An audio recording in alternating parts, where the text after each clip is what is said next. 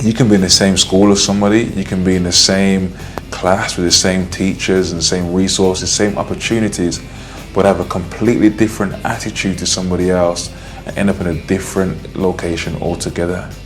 Your attitude will determine your altitude, somebody once said. Attitude is everything. Shout it at you. You are in control of your attitude every second of every day. You can choose it. You can choose to be grumpy, you can choose to be great, you can choose to be positive, but it's up to you. Don't blame anybody else for your attitude, it's yours. And it can get you to amazing feats, it can get you to your lowest lows. But basically what I want you to do is really start focusing on how am I feeling today, how's that projected, how is my attitude helping me?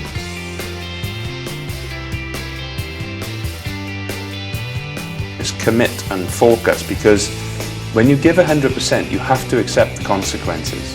Absolutely. Because you can only give your best, because 101% doesn't exist. But if you give 99% and you fail, then you know in your heart that you didn't give 100%. And the difference between silver and gold can be 1%. And often the biggest issue about focus is mobile phones. Oh, yeah. Because there's like a special button on a mobile phone that some teenagers have like never discovered before. It's like a magical button, and it switches your phone on, but it has like a magical purpose. It also switches your phone off. I mentioned this at school once, like this girl from year 9 like stood up and ran out screaming, you know, I've never switched my phone off in my life.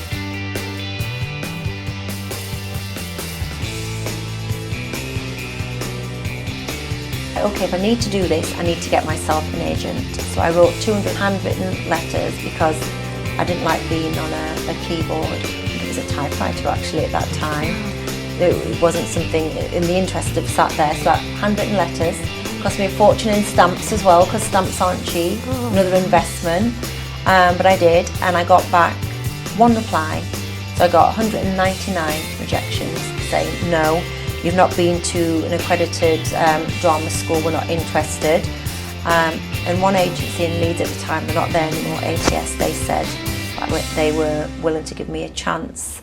Yes, I would have to prove myself. I'd been to some of the best dance schools in the world, great, performance history in dancing, but not in acting, so I had to prove myself. So they would send me for some auditions, and if I got the jobs, then they would keep me on. If I didn't, they would let me go. Don't, at the time you are in your life, settle for one thing and get it into your head that you're going to be one thing in your life, because you're not going to be one thing in your life. Whether it's a job or as a person or in the relationships that you have, no person is one thing. In fact, most people are a million different things, and you will be 100 different things in your life. And don't close off any options to yourself. Get out there, experience as much as you can.